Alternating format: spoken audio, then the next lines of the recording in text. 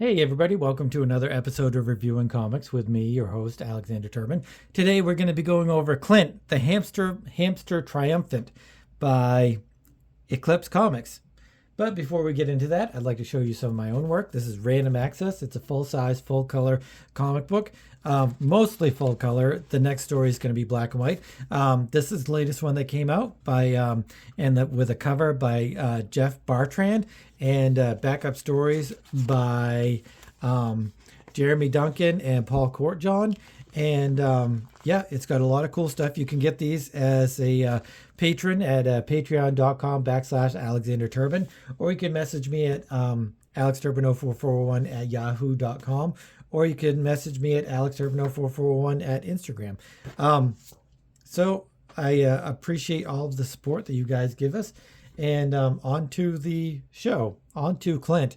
So Clint, I think this is I don't have really any kind of a lot of information about Clint, the hamster triumphant. I think it's teenage radioactive black belt hamsters. I'm pretty sure that this is like a one, not a one-off, but a mini series, just kind of having one of the characters like they did Teenage Mutant Ninja Turtles. I mean, we all know the anthropomorphic animal craze that came out right after the Teenage Mutant Ninja Turtles, and they basically did the same thing where they had their run, and then they have like whatever 10 or 15 issues, and then after that they had like 4-issue miniseries of Raphael, Donatello, and all that, which I did have, and I sure do wish I still did. But so Clint is one of the radioactive black belt hamsters. I never got it at the time. I was lucky to get the Turtles when it came out. And so it's part of that whole glut of funny animals, and it's a parody comic,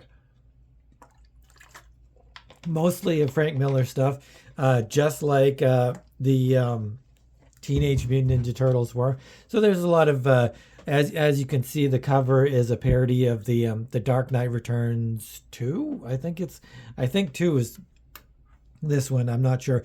He even uses his Ken Meyer Jr. uses the Frank Miller type lettering for his name too.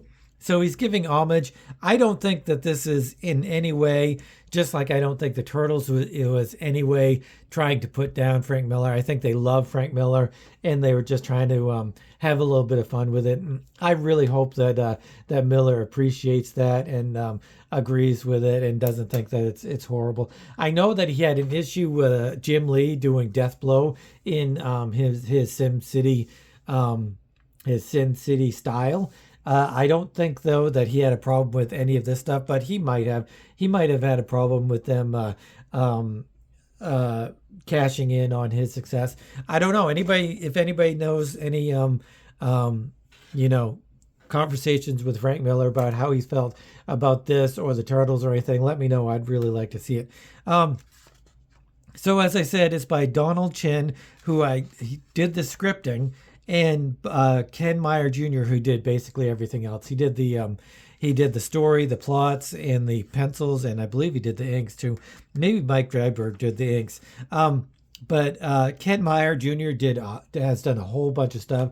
He's done a whole bunch of indie comics. He's done a whole bunch of Marvel comics. He's done Magic cards. So he's a really fantastic artist. And I think this is probably early in his career, but I don't think this is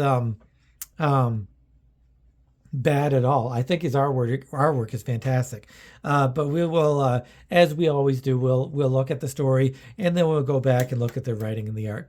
So it starts off at a Tibetan monastery, which I guess in this jumbled way that it's one word balloon where he tells the exact origin of the radioactive black belt hamsters, and I think that's it. I think I got the gist of it, where they were shot into space by NASA and they came across some aliens or something, so they had to blow up their rocket ship, and so that's how they got irradiatized, and then they landed in a Tibetan monastery, which it should have been a Japanese or Chinese monastery instead. to learn their kung fu. So that's how they become radioactive black belt hamsters. So they're in the monastery. They're all in the monastery, but this focuses in on one of the characters, and his name is Clint. Clint, obviously, that's the name of the book. And so it starts off with something talking about through the majestic mountains of the Tibetan soars a wire snops finch, the last, in fact, of its species. It's a bird, and it lives in a monastery, and they take care of it and stuff, and blah blah blah. Clint shoots it, obviously. So there you have the setup for how things are going to go. So Clint is in the monastery. He shoots the bird, and then he's just trying to have some monastic life, I guess. But then he goes to their teacher, and he says, I'm way above all of this stuff. You have me cleaning toilets. You have me doing student work. If I defeat you in a fight, then you do all of my stuff and I'll go off and have some fun. So he beats his teacher in a kung fu fight, I guess. And then, so the teacher has to do the cleaning. He then goes and talks about his three other brothers, and they each have their own, unique personalities and ways of doing things and what they like and stuff. He takes his crossbow. He goes to the elders in the monastery, and this story is fanciful. It's a parody. It's humor. There's nothing in here is going to be really make a whole lot of sense, but it doesn't have to because it's a parody. It's a humor. It's funny animals. It is what it is. So he goes to the elders, monastic elders, I guess they are, whatever, and they say that he was foretold to come. And they whip out a pamphlet that is the cover of this very same book, and they say he was foretold to come and destroy this queen pin of crime. Yet again, another hearken to Frank Miller and the Kingpin and Daredevil and stuff. But there's also this David Letterman type, and what's his name? I can't remember his name. David Letterman type. I kind of think that wasn't that from Sim. Wasn't that from Dave Sim's Cerebus? I think maybe possibly. I'm not sure, but it's a kooky reference, and there's a lot of kooky references going on. So they describe to Clint the queen pin of crime and how she's killed a bunch of his brothers and in the monastic life or whatever, the Kung Fu brothers. And so the queen pin has killed a lot of them, and they always want to stop her reign of crime. She's some sort of, queen pin of crime. So this is in Tibet, but they send him to Thailand, I guess, to get this queen pin of crime. They send him there, and he goes and let's see, what does he do? He's trying to find her, so he's just going around to the criminal element, and he's causing a ruckus and stuff. One of the things that I kind of don't like about it is this very transphobe kind of language. Like, this is a transvestite, and he says, "Oh, I hate transvestites." So we've got a little bit of transphobe stuff.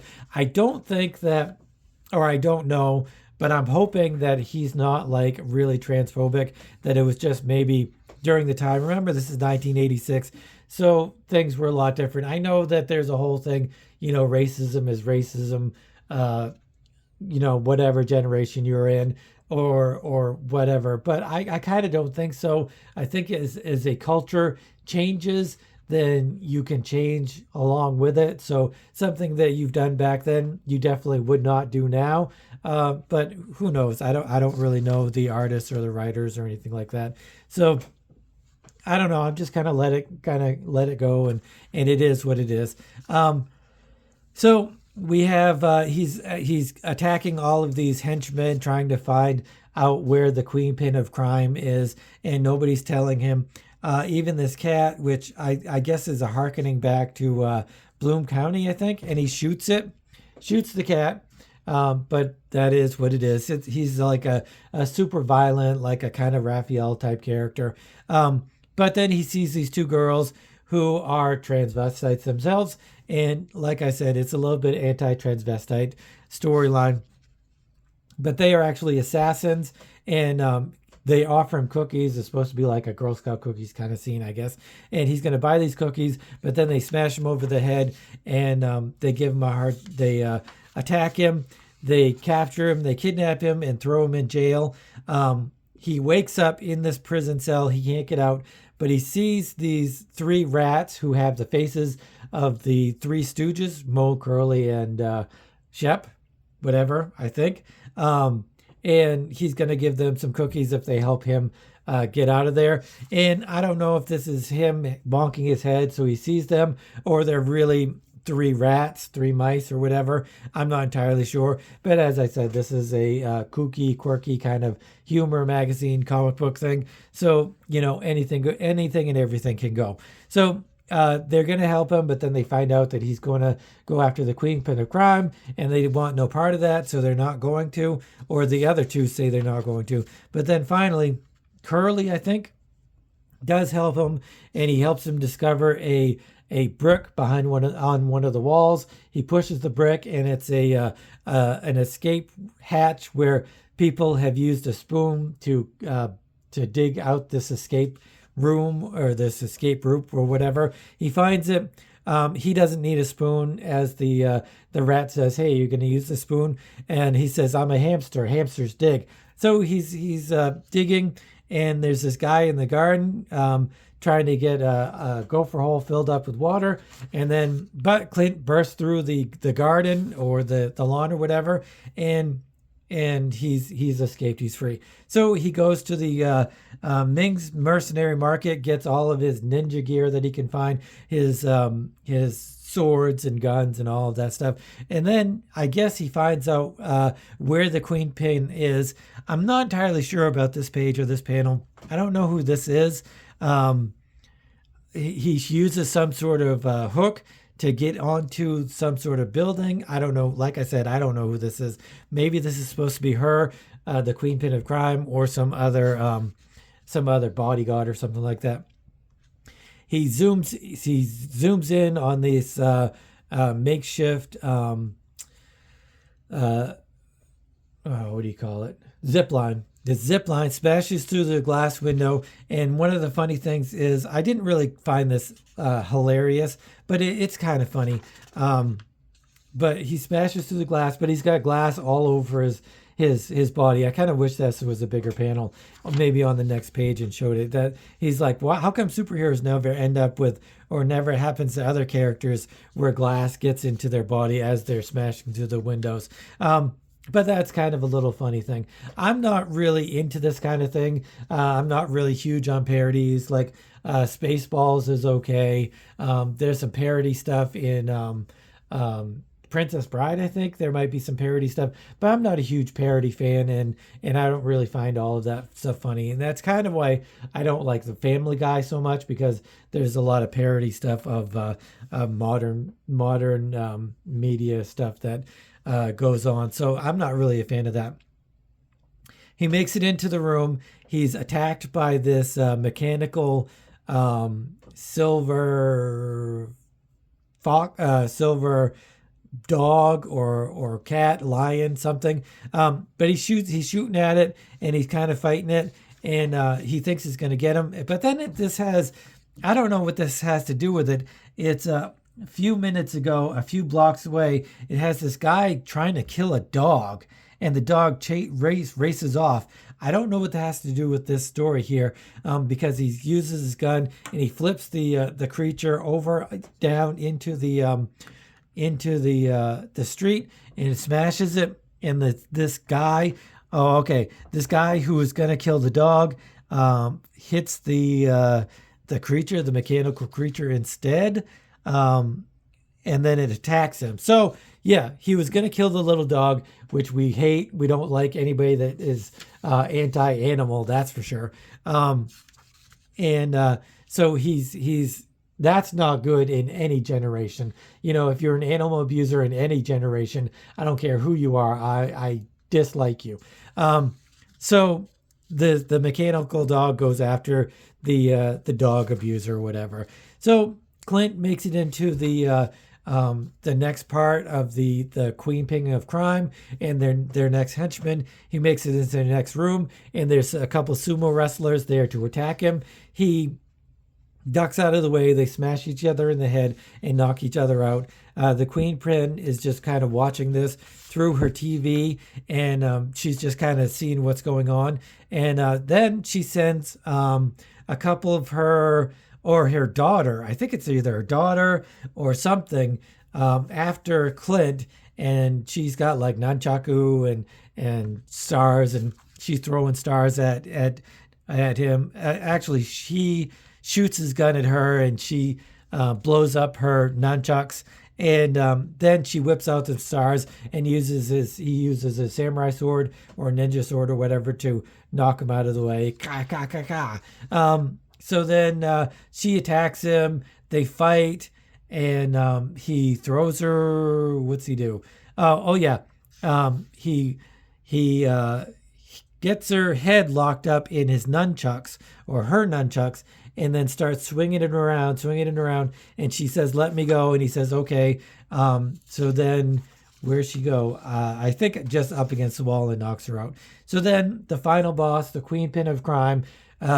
So he makes it there. He's going to attack her, but it's not really her. It's a bomb. It blows up, and but he's not dead. He makes it up to the roof. She's there in her chopper, and she wants to get away from her chopper. And she's like, "What's going on?"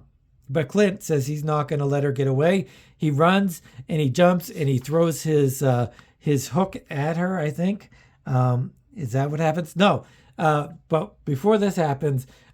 Curly, I guess, stays with him through the whole time, and they have little back and forth and stuff. But he clearly jumps at the Queen Pin of Crime, takes a chunk out of her cheek. She grabs him and throws him up into the chopper's blades, and he dies. So that is kind of a weird thing. I kind of thought he was going to be a sidekick maybe throughout the rest of the series, but I guess not. I guess Curly the rat is dead. So yeah, he uses some sort of rope gun or whatever, attaches it to the helicopter, and that's how it ends. He's attached to the helicopter, and he's chasing after her, or he's sticking with her to get the Queen Pin of Crime.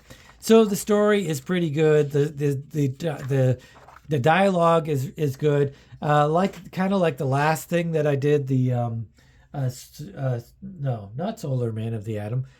It was the California Girls, where I could enjoy it for what it was, but it's not really my thing. So this parody thing is not really my groove. It's not what I'm really into. But the writing is really well done. It's clear, concise. It's not like I've never had to go backtrack. I never had to look back and reread. Rereading, I think that is probably so uniquely comic book, because if you don't understand something in a movie, you don't rewind it. You just kind of keep watching and hope you catch up. A movie, TV show, a book, you never reread any parts of books. But comic books, it's funny. I just kind of thought of that, is very distinctly, if you get a little bit confused, you can zip right back and kind of try to catch up or try to figure what's going on.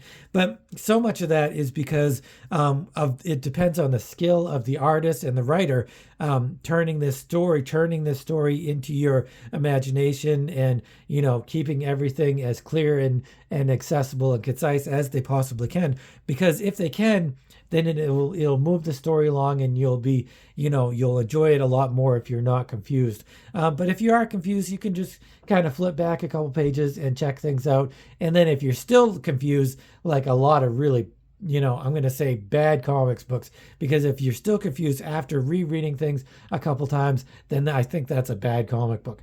I know everybody knows I don't like to say bad comic book. Like, this is a bad comic book, because making comic books is so hard and it's so arduous. It takes so much time that I don't like to say it. I hate to say that. And also, so much of this is in the eye of the beholder, whether it's artwork or story or whatever. But confusion is confusion. And if you're confusing the reader, then I think that harkens to the bad side of being a comic book.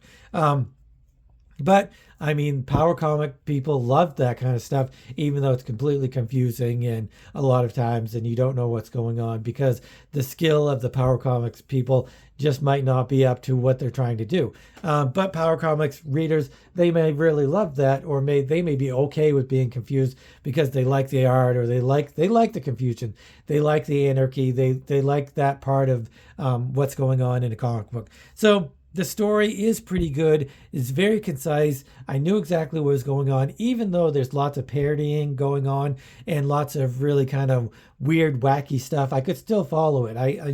The mice had the heads of the Three Stooges. I didn't care because I knew going in what this was. Also, if you know what kind of genre this something is, then you're not going to be so flabbergasted when something weird happens. I also knew that there was a lot of, like I said, it's a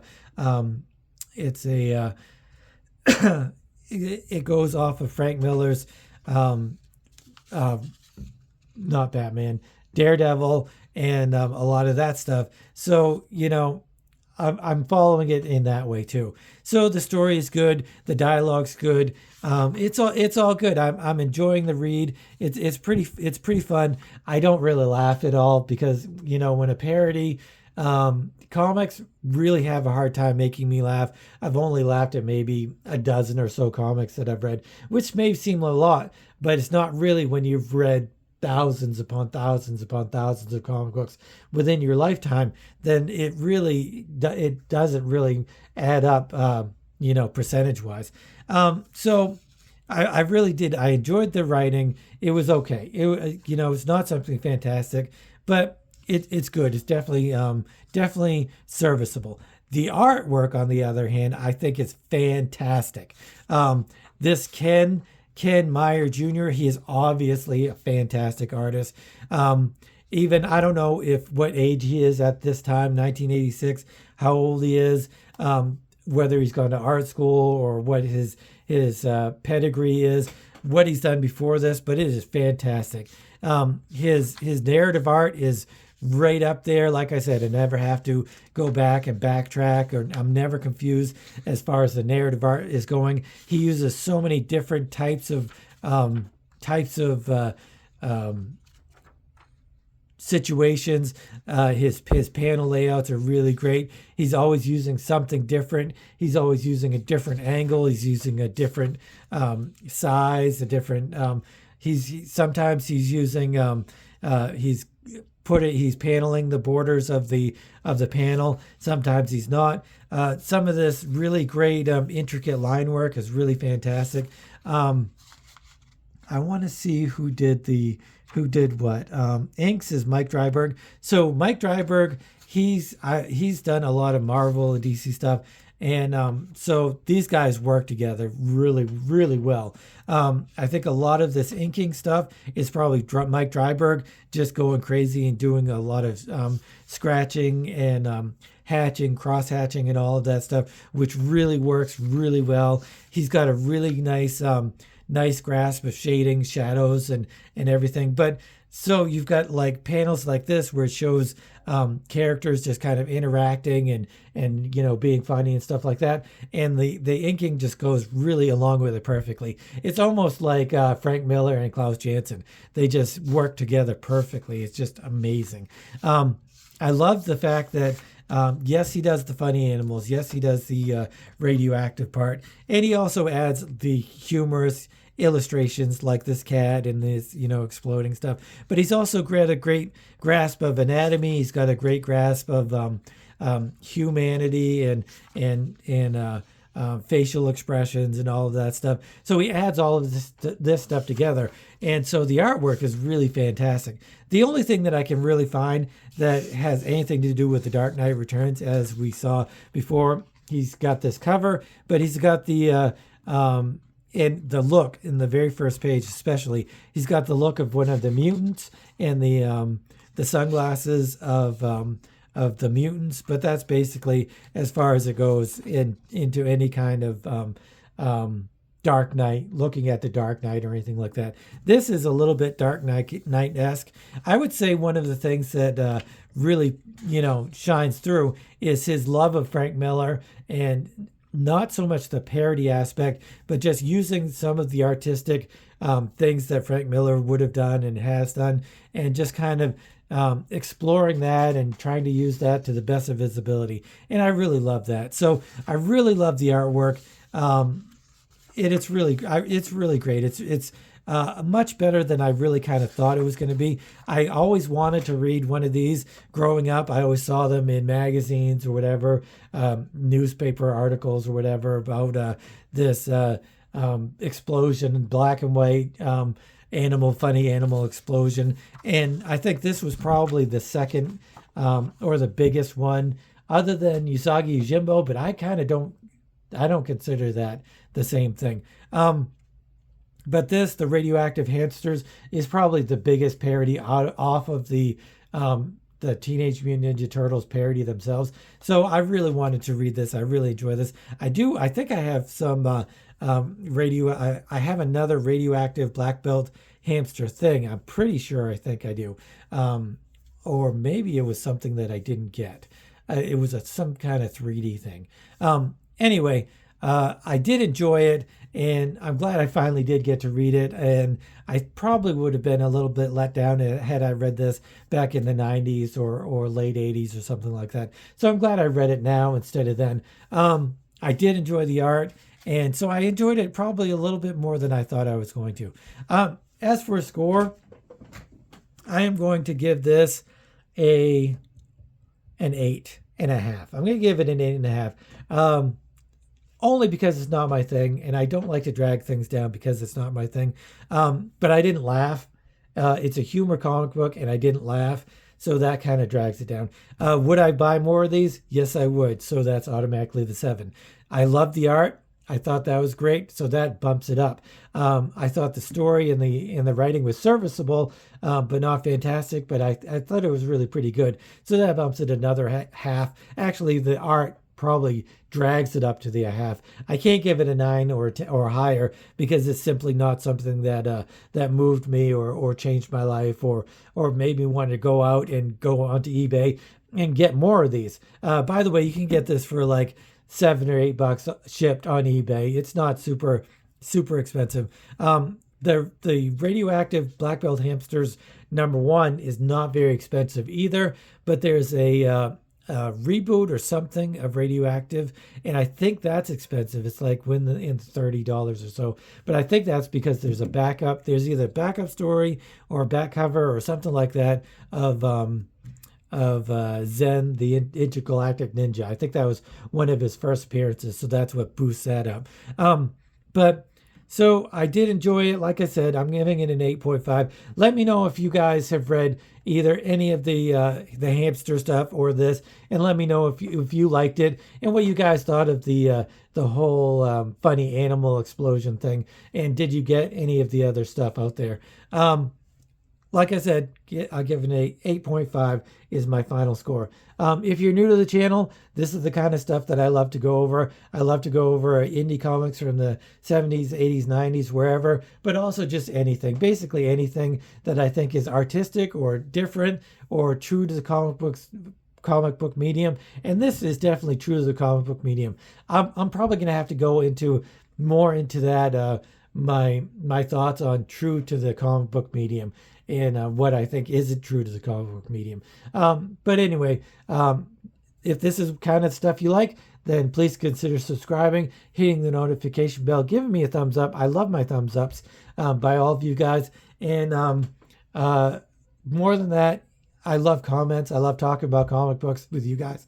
I love hearing the thoughts and things. I love seeing, hey, I had this back in not the early 90s or late 80s, and I loved it back then, and then the dialogue just starts from there. I love seeing those kind of posts from you guys. It's really fantastic. But, this is Wednesday, and we got more stuff coming up, and I'm thinking about going back to the polls. We haven't done an artist poll. I don't think Joe's really into that too much, so I might just start up the artist poll again and see what happens. Let me know what you guys think about the artist poll, and if you think that's something worth kind of delving into a little bit more, because some of those things that I've really enjoyed. But let me know what you guys think. Let me know what you think of the Clint, the Hamster Triumphant, and all of that cool stuff in comic books in general.